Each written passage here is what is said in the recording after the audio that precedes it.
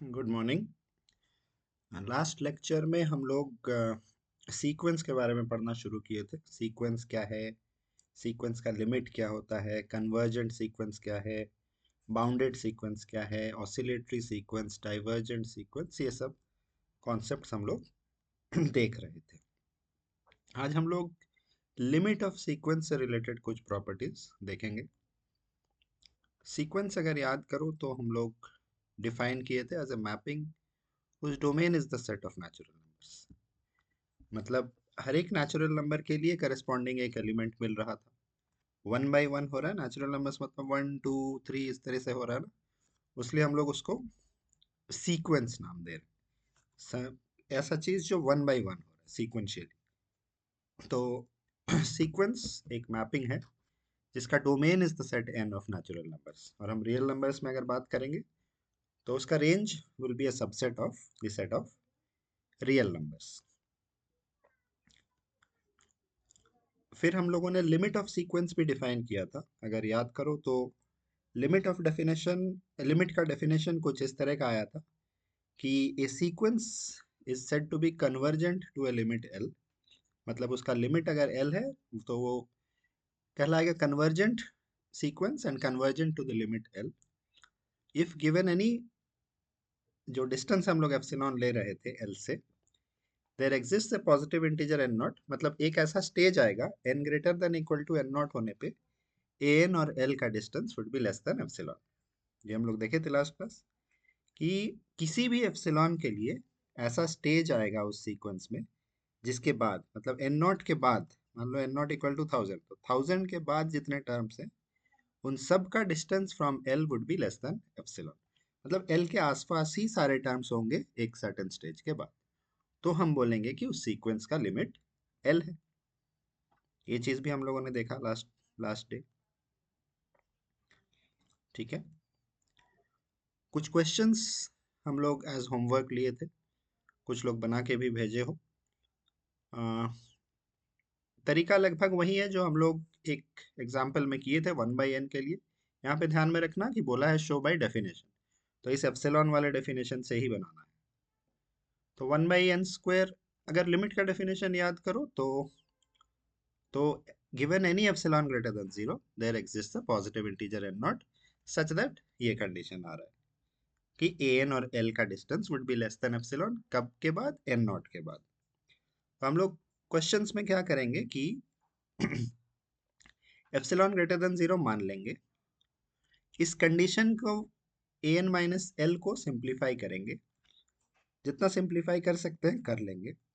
फिर उसको less than epsilon होने के लिए क्या कंडीशन होना पड़ेगा वो निकाल लेंगे। वहां से हमको n का वैल्यू निकलेगा जो एप्सिलॉन के टर्म्स में आएगा, and that will give us the n not, मतलब कितना बड़ा होना पड़ेगा। देखते हैं एक और एग्जांपल, ये फर्स्ट वाला क्वेश्चन ही देखते हैं। Show by definition that the sequence an equal to 1 by n² convergent है टू द लिमिट 0। देखो, पहले एप्सिलॉन ग्रेटर देन 0 मान लिए, फिर an माइनस 0 के मॉड का सिंप्लीफिकेशन किए, तो 1 by n² आया, पॉजिटिव है तो मॉड हट गया 1 by n²। This will be less than epsilon अगर n² is greater than 1 by epsilon, यानी n is greater than 1 by root epsilon. तो एप्सिलॉन तुम चाहे जो भी दो, उसके करस्पॉन्डिंग हमको n मिल रहा है।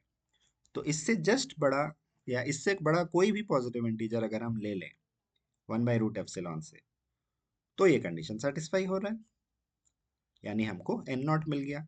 और ये कंडीशन से ही हम लोग स्टार्ट किए हैं वापस उल्टा, तो ये कंडीशन सेटिस्फाई कर रहा है उस n नॉट के लिए। Therefore by definition of limit, इसका इस सीक्वेंस का लिमिट जो हम लोग l का वैल्यू लिए हैं 0, वो हो जाएगा। ठीक है, दिखाने का तरीका लगभग ऐसे ही रखना है। सेकेंड क्वेश्चन में सीक्वेंस दिया हुआ है 2n+3/3n+4, इसका लिमिट दिखाना है 2/3। 11th में जैसे करते थे वो नहीं करना है कि n से डिवाइड कर दिए, 3/n आ गया, इधर 4/n आ गया, और फिर n टेंडिंग टू इन्फिनिटी ले लिए तो 2/3 आ गया। वो जब बोले बाय डेफिनेशन, दैट मीन्स आपको एप्सिलॉन वाला डेफिनेशन यूज करना है। इसमें भी हम लोग एप्सिलॉन ग्रेटर देन 0 माने, an माइनस एल का वैल्यू निकाले, सिंप्लीफाई किए, तो देखो 1/3 × 3n+4 का मॉड आ रहा है, यहाँ पॉजिटिव है सारा, तो मॉड हटा सकते हैं। 1/3 × 3n+4 वो लेस देन 1/3n+4 हुआ, फिर 4 हटाए तो 1/3n से छोटा हुआ, और वो इन टर्न 1/n से छोटा हुआ। तो लास्ट में 1/n is less than epsilon, यानी n इज ग्रेटर देन 1/एप्सिलॉन। तो एन नॉट हमको कहाँ से मिलेगा? इस कंडीशन से। एन नॉट हम एप्सिलॉन कुछ भी ले, 1/एप्सिलॉन से एन नॉट बड़ा होना चाहिए। जैसे अगर हम एप्सिलॉन 0.1 ले तो एन हमारा 10 से बड़ा होना चाहिए। 0.01 ले तो एन हमारा 100 से बड़ा होना चाहिए। मतलब 100 टर्म के बाद सारा का सारा ये कंडीशन सेटिस्फाई करेगा, वो हम दिखा पा रहे हैं। तो फिर हमको एन नॉट मिल गया, यानी डेफिनेशन से इसका लिमिट 2/3 हो गया। लास्ट में एक और क्वेश्चन था, √n+1 - √n को नल सीक्वेंस दिखाना है। नल सीक्वेंस यानी जिसका लिमिट 0। तो इसको अगर थोड़ा सा रैशनलाइज कर लो तो इसमें डिनोमिनेटर में 1/√n+1 + √n रहेगा, ऊपर 1 हो जाएगा। तो फिर n-0 का मॉड लो, उसको सिंप्लीफाई करो, देखो कि n का वैल्यू 1/ε² से बड़ा आना चाहिए। बेसिक तरीका यही है कि एप्सिलॉन मान लो एंड n कितना बड़ा होना चाहिए वो निकाल दो, बाय डेफिनेशन लिमिट l हो जाएगा। ठीक है, क्वेश्चन को लिखना। नेक्स्ट आज हम लोग करेंगे कुछ प्रॉपर्टीज ऑफ लिमिट। कुछ सिंपल प्रॉपर्टीज है, उन्हीं को आज देखते हैं। अगर कोई सीक्वेंस कन्वर्जेंट है टू कोई लिमिट, तो ऐसा नहीं हो सकता है कि एक से ज्यादा लिमिट हो। मतलब अगर वो कन्वर्जेंट है तो एक ही लिमिट होगा, मतलब जो भी लिमिट होगा दैट विल बी यूनिक। इसी चीज को ऐसे भी लिखा जा सकता है कि convergent sequence has a unique limit. ठीक है, या तो limit of A sequence if it exists is unique, या तो every convergent sequence has a unique limit. बात एक ही है कि अगर सीक्वेंस कन्वर्जेंट है तो उसका एक ही लिमिट होगा। इसको हम लोग कंट्राडिक्शन से प्रूव करेंगे। मान लेंगे कि दो लिमिट है अलग अलग। Let if possible the sequence a n be convergent to two limits l and l dash. L and l dash हम नॉन इक्वल मान रहे हैं, दोनों इक्वल नहीं है। तो एल माइनस एल डैश कोई नॉन जीरो नंबर आएगा, उसका मॉड ले लेंगे तो वो पॉजिटिव हो जाएगा। मान लो epsilon equal to 1/2 mod of L minus L dash. 1/2 के जगह हम 1/3 1/4 ले सकते थे, लेकिन चलो 1/2 ही ले रहे हैं। यूज कहाँ होगा देखते हैं बाद में। तो ये एप्सिलॉन पॉजिटिव हो जाएगा। डेफिनेशन अगर याद करो तो हमको ऐसा एप्सिलॉन लेना है जो ग्रेटर देन 0। कुछ भी ऐसा नंबर लेके हमको दिखाना है जो कि ग्रेटर देन 0 है। यहाँ एप्सिलॉन हम इतना फिक्स कर दिए और उसके करस्पॉन्डिंग हम डेफिनेशन को यूज कर रहे हैं। ठीक है, अगर लिमिट एल हुआ तो एन नॉट मिलेगा, एक ऐसा पॉजिटिव इंटीजर मिलेगा जिसके बाद ए एन माइनस एल का मॉड एप्सिलॉन से छोटा हो जाएगा। यही डेफिनेशन है। तो epsilon equal to half l minus L dash का मॉड अगर हम लिए हैं तो दिस इज ग्रेटर देन 0। अब हम माने हैं इसका लिमिट एल भी एल डैश भी, तो एक बार एल को लिमिट लेके चलते हैं और इस डेफिनेशन को यूज करते हैं। Now a N is convergent to l. ठीक है, एप्सिलॉन गिवन है तो हमको एन नॉट मिलेगा। There exist a positive integer, मान लो इसको हम n1, अगले वाले को n2 बोल रहे हैं। There exist a positive integer n1 such that mod of an minus l is less than epsilon for all n greater than equal to n1। बस उस डेफिनेशन में हम n0 के जगह n1 लिए हैं, इतना ही। नेक्स्ट, ये सीक्वेंस l डैश में भी कन्वर्जेंट है। हम लोग माने हैं कि दो लिमिट पे कन्वर्जेंट है, तो उसके करस्पॉन्डिंग कुछ और पॉजिटिव इंटीजर मिलेगा n2 such that l dash से जो डिस्टेंस होगा वो लेस देन एप्सिलॉन। पहला वाला कंडीशन जो है ये तब ट्रू हो रहा है जब n1 से n बड़ा है। दूसरा वाला कंडीशन तब ट्रू हो रहा है जब n2 से बड़ा है। दोनों साथ में कब ट्रू होगा? अगर हम इन दोनों का मैक्सिमम ले लें। मान लो एक ट्रू है जब 10 से बड़ा है, एक ट्रू है जब 100 से बड़ा है। तो अगर हम 100 से बड़ा ले लें तो वो 10 से भी बड़ा होगा। तो इसलिए दोनों कंडीशन सेटिस्फाई करने के लिए हम एक सिंगल एन नॉट ले रहे हैं, इन दोनों का maximum. Let n naught equal to maximum of n1 and n2। Then ये दोनों कंडीशन साथ में ट्रू हो जाएंगे। an minus l is less than epsilon, a n minus L dash भी लेस देन एप्सिलॉन। कब? जब n greater than equal to N naught है। हमको दिखाना है कि एल एंड एल डैश जो हम लोगों ने अलग माना है वो हमारा अजम्पशन गलत है, वो दोनों सेम ही होने चाहिए। इसको मान लो इक्वेशन 1 एंड 2। अब हम एल माइनस एल डैश का मॉड कैलकुलेट करते हैं। एल माइनस एल डैश में हम ए एन को सब्ट्रैक्ट और ऐड किए, कट जाएगा, एल माइनस एल डैश ही रहेगा। इसमें ट्राइंगल इनइक्वालिटी किए तो लेस देन इक्वल टू हो गया, अलग अलग हुआ। एल माइनस ए एन का mod and a n minus l का मॉड सेम आएगा, तो ये इतना हो गया। अब देखो बाई 1 एंड 2 पहला वाला इज लेस देन एप्सिलॉन, दूसरा वाला भी लेस देन एप्सिलॉन। कब? जब n is greater than equal to n naught. ठीक है, यानी l minus L dash is less than 2 epsilon. Epsilon हम लोगों ने क्या माना था? l minus L dash by 2, 2 कटा तो l माइनस एल डैश। मतलब हम लोग यहाँ दिखा दे रहे हैं कि l minus L dash is less then l minus L dash. कोई नंबर खुद से छोटा तो होगा नहीं, दैट मीन्स हमारा अजम्पशन गलत था। अगर हम एप्सिलॉन को l minus L dash by 3 भी लेते, यहाँ 2 और 2 लिए हैं तो कैंसिल हुआ, अगर 2 3 लेते तो 2 by 3 L minus L dash आता, यानी L minus L dash less than 2 by 3 L minus L dash, वो भी गलत होता। तो हम वहाँ एप्सिलॉन के डेफिनेशन में 2 के जगह 3 4 कुछ भी ले सकते थे। ठीक है, तो हमको कॉन्ट्राडिक्शन मिल गया, इसका मतलब हमारा अजम्पशन गलत था। देयरफॉर दोनों लिमिट मस्ट बी सेम। तो इसका एक से ज्यादा लिमिट नहीं हो सकता है, इसलिए ये यूनिक है। ये तरीका है जब यूनिकनेस दिखाना है। जनरली हम लोग दो अलग अलग मान लेंगे एंड कॉन्ट्राडिक्शन पे पहुंचने का कोशिश करेंगे। जैसे कॉन्ट्राडिक्शन मिला हमारा अजम्पशन गलत प्रूफ हो जाएगा। ठीक है, नेक्स्ट रिजल्ट पे आओ। कन्वर्जेंट सीक्वेंस अगर है तो वो बाउंडेड होना है। बाउंडेड मतलब इन्फिनिटी तक नहीं जाएगा। तो कन्वर्जेंट अगर है, एक फाइनाइट लिमिट पे जा रहा है, तो उसको बाउंडेड होना ही है। वो चीज हमको दिखाना पड़ेगा। लेकिन बाउंडेड जरूरी नहीं है कि कन्वर्स ट्रू हो। इसका मतलब जरूरी नहीं है कि बाउंडेड सीक्वेंस कन्वर्जेंट हो। याद है हम लोग बाउंडेड में दो केस देखे थे, एक कन्वर्जेंट और दूसरा फाइनाइट ऑसिलेशन। तो फाइनाइट ऑसिलेशन वाला कोई भी एग्जांपल ले लो, वो काउंटर एग्जांपल दे देगा हमको।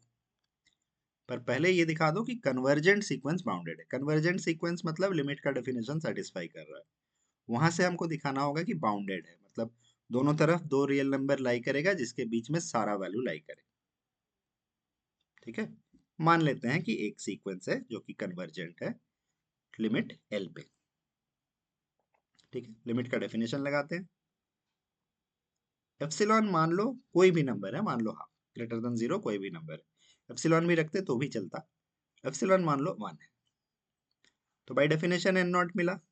अच्छा, हम लोग लिख रहे थे ना there exists a positive integer N naught, उसके जगह हम सिंबलिकली ऐसा लिख सकते हैं, एक ही चीज है। देयर एग्जिस्ट का साइन है, पॉजिटिव इंटीजर है यानी नेचुरल नंबर, तो there exists n naught belonging to n such that mod of an minus l is less than 1 for all n greater than equal to n naught. अब एक चीज देखो, this implies an minus L, same ही चीज है, an minus L is less than 1 for all n greater than equal to n naught. यहाँ देखो एक चीज, अगर यहाँ 0 है और हम बोल रहे हैं कि mod of an is less then 5, mod of an is less then 5, इसका मतलब क्या an कहाँ से कहाँ तक हो सकता है? -5 से +5 के बीच में, है ना। मान लो -4 है तो उसका मॉड हो जाएगा 4 विच इज लेस देन 5। तो -5 और +5 के बीच में लाई करें, इसका मतलब है an is mod an is less then 5। तो अगर हम यही चीज an माइनस एल के मॉड का बात करें, mod of an minus L is less then 5, तो an के जगह पे अब an माइनस एल है, वो -5 और +5 के बीच में लाई किया, है ना। अब इन तीनों में l ऐड कर देते हैं, that means an lies between l minus 5 and l plus 5।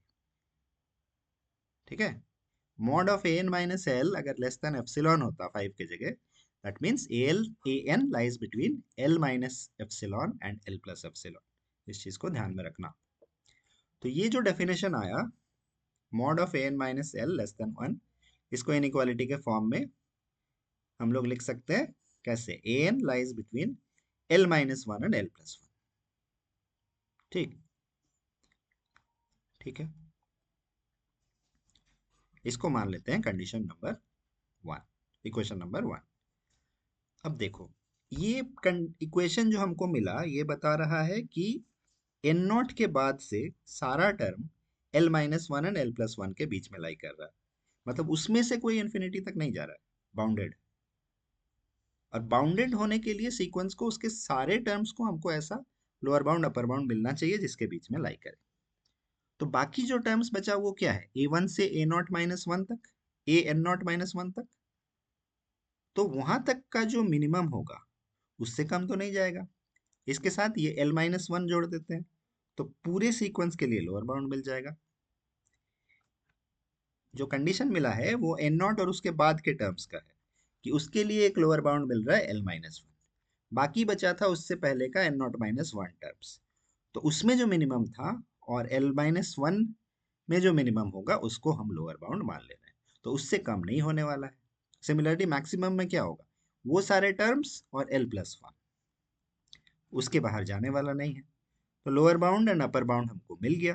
That means from 1 2 and 3 a N lies between k and k, है ना, हो गया bounded. Therefore the sequence a N is bounded. इस तरह से दिखाना होगा कि हर कन्वर्जेंट सीक्वेंस बाउंडेड है। अगर लिमिट है फाइनाइट लिमिट तो सीक्वेंस बाउंडेड होगा, ठीक है, इन्फिनिटी पे कभी नहीं जाएगा। कन्वर्स नॉट ट्रू, ये तो डायरेक्टली कोई भी फाइनाइटली ऑसिलेटिंग सीक्वेंस ले लो, मान लो minus one to the power N. ये सीक्वेंस बड़ा, मतलब बहुत सारे केसेस में ये काउंटर एग्जाम्पल में यूज में आ ही जाता है। यहाँ minus one to the power n के जगह minus two to the power n या वैसा कोई भी सीक्वेंस जो फाइनाइटली ऑसिलेटिंग है हम ले सकते थे, ठीक है। तो ये A N lies between minus one and plus one, इसके टर्म्स ऑल्टरनेट होंगे माइनस वन प्लस वन, तो इसका वैल्यू माइनस वन और प्लस वन के बीच में ही हमेशा लाई करेगा, यानी bounded. So A N is a bounded sequence. लेकिन ये ऑसिलेटरी सीक्वेंस है, कन्वर्जेंट नहीं है, इसलिए bounded sequence need not be convergent.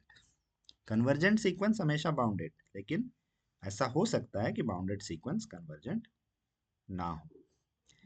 Next आओ, एक कॉन्सेप्ट है लिमिट पॉइंट्स का। लिमिट का कॉन्सेप्ट हम लोग देख चुके हैं कि एक सर्टेन स्टेज के बाद सारे टर्म्स ऐसे होंगे कि वो एल के आसपास ही होंगे।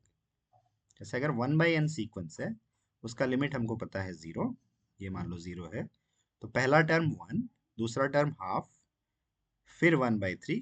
इसमें अगर ऑब्जर्व करो तो ये एक एक करके एल के आसपास आ रहा है, मतलब एक स्टेज के बाद सारे टर्म्स एल के आसपास ही होंगे, तभी वो लिमिट है। लिमिट पॉइंट में क्या होगा, मान लो ये सीक्वेंस है minus one to the power n, इसमें दो नंबर्स है plus one and minus one. पहला टर्म क्या है, पहला टर्म है माइनस वन, दूसरा टर्म क्या है प्लस वन, तीसरा टर्म फिर से माइनस वन, चौथा टर्म फिर से प्लस वन, नेक्स्ट टर्म फिर से माइनस वन, उसका नेक्स्ट टर्म फिर से प्लस वन, वहीं दोनों जगह पे रिपीट हो रहा है। तो अगर हम कोई भी नेबरहुड लें माइनस वन का या प्लस वन का, तो उसके अंदर इनफाइनाइटली मेनी टर्म्स आ जा रहे हैं, है ना। जैसे ये माइनस वन का नेबरहुड अगर हम लेंगे तो उसके अंदर सारे ऑड टर्म्स आ जा रहे हैं, जब भी माइनस वन हो रहा है मीन्स एन का वैल्यू ऑड है, और प्लस वन जब इवन है तो दूसरे वाले नेबरहुड में सारे इवन टर्म्स, यानी वहां भी इनफाइनाइटली मेनी टर्म्स। तो इस तरह का वैल्यू लिमिट पॉइंट कहलाता है, ठीक है। A real number L is said to be limit point of a sequence if every neighborhood of L contains infinitely many terms of A, है ना। ऐसा रियल नंबर जिसका कोई भी neighbourhood infinitely many terms contain करेगा। अगर limit है तो वो भी लिमिट पॉइंट होगा, उसके आसपास भी इनफाइनाइटली मेनी टर्म्स होंगे, है ना। तो हर लिमिट, अगर लिमिट है तो वो लिमिट पॉइंट भी होगा, लेकिन ज़रूरी नहीं है कि लिमिट पॉइंट लिमिट हो। जैसे नीचे वाले में दो लिमिट पॉइंट्स है, दोनों लिमिट नहीं है, क्योंकि सीक्वेंस ही कन्वर्जेंट नहीं, ठीक है। इस पे एक रिजल्ट देख लेते हैं। अगर सीक्वेंस बाउंडेड है और उसमें एक ही लिमिट पॉइंट है तो वो कन्वर्जेंट होगा। अभी जैसे हम लोग देखे बाउंडेड सीक्वेंस था minus one to the power n, लेकिन दो लिमिट पॉइंट्स थे तो वो कन्वर्जेंट नहीं निकला। यहाँ पे एक ही लिमिट पॉइंट अगर हो, ऐसा सीक्वेंस मिले, तो that sequence will be convergent. Bounded sequence with unique limit point will be convergent. मान लेते हैं एक बाउंडेड सीक्वेंस जिसका एक ही लिमिट पॉइंट है। सपोज एन एक बाउंडेड सीक्वेंस है जिसका यूनिक लिमिट पॉइंट है एल। ठीक है, हम ये दिखा देंगे कि ये लिमिट पॉइंट ही इसका लिमिट होगा। मतलब लिमिट का डेफिनेशन सेटिस्फाई करना चाहिए। एप्सिलॉन मान लेते हैं ग्रेटर देन 0। अब देखो, लिमिट पॉइंट है तो उसके डेफिनेशन में नेबरहुड आता है, तो हम एक नेबरहुड कंसिडर कर रहे हैं एल माइनस एप्सिलॉन से एल प्लस एप्सिलॉन। अब इस सीक्वेंस का एक ही लिमिट पॉइंट है और सीक्वेंस बाउंडेड भी है, मतलब दो फाइनाइट वैल्यू के बीच में लाई कर रहा है और infinitely many values L minus epsilon से एल प्लस एप्सिलॉन के अंदर है। तो ऐसा नहीं हो सकता है कि उसके बाहर कहीं पे इनफाइनाइटली मैनी वैल्यूज हो, क्योंकि फाइनाइट इंटरवल है। तो इसलिए ऐसा इस केस में सिर्फ यही हो सकता है कि इसके बाहर एक फाइनाइट नंबर ऑफ टर्म्स ही रहे, नहीं तो फिर वहां अगर इनफाइनाइटली मैनी वैल्यूज होता तो कोई ना कोई लिमिट पॉइंट बन जाता, जबकि इसका एक ही लिमिट पॉइंट है। एक ही लिमिट पॉइंट है और बाउंडेड है, इसलिए सिर्फ एक फाइनाइट नंबर ऑफ टर्म्स इस नेबरहुड के बाहर हो सकते हैं। अगर एक फाइनाइट नंबर ऑफ टर्म्स बाहर हैं तो मान लो a1 बाहर है, a5 बाहर है, a10 बाहर है, तो ये जो a10 होगा वो इसका मैक्सिमम इंडेक्स है जो कि बाहर है। तो इसको हम, इससे एक ज्यादा को हम एन नॉट मान ले रहे हैं, मतलब a11। तो a11 से जितने भी वैल्यूज होंगे वो सारे इस इंटरवल के अंदर होंगे। जो बाहर हो सकते थे उनका मैक्सिमम हमने ले लिया n naught minus one. N naught के बाद से सारे वैल्यूज इसके अंदर आ गए। ठीक है, तो ए एन अगर l minus epsilon and l plus epsilon के बीच में है, इसका मतलब mod a n minus L is less than epsilon. ठीक है, लिमिट का डेफिनेशन सेटिस्फाई कर गया। Therefore the sequence a N is convergent to l, और एल क्या था, इसका लिमिट पॉइंट। क्या करना था, बाउंडेड सीक्वेंस जिसमें सिंगल लिमिट पॉइंट है वो कन्वर्जेंट है दिखाना था। लिमिट पॉइंट दिया हुआ था, उसका डेफिनेशन है कि हर नेबरहुड में इनफाइनाइटली मेनी पॉइंट्स होगा, उसको यूज करना था और हमको दिखाना था कि कन्वर्जेंट है, और हम वही पॉइंट को दिखाना चाह रहे थे कि उसका लिमिट है। तो एप्सिलॉन वाला डेफिनेशन में ले गए, एप्सिलॉन ग्रेटर देन 0 माने और नेबरहुड के कॉन्सेप्ट को यूज किए और ले जाके ऐसा एन नॉट निकाल दिए जिसके लिए mod a n minus L is less than epsilon. ठीक है, छोटा सा प्रूफ है लेकिन थोड़ा सा लॉजिक है, इसको प्रैक्टिस करके देखना सारे प्रूफ्स को। और एक दो चीज सोचना कि आ, ऐसा दो सीक्वेंस निकालना है ए एन और बी एन जो दोनों कन्वर्जेंट नहीं है लेकिन उसका सम कन्वर्जेंट है। पहले क्वेश्चन में दो सीक्वेंस जो खुद कन्वर्जेंट नहीं है लेकिन उसका सम कन्वर्जेंट है। नीचे वाले में ऐसे दो sequence a n and b n जो कन्वर्जेंट नहीं है लेकिन उनका प्रोडक्ट कन्वर्जेंट है। सोच के देखना। ठीक है, यहाँ तक रहने दो, आगे कंटिन्यू करेंगे। Thank you.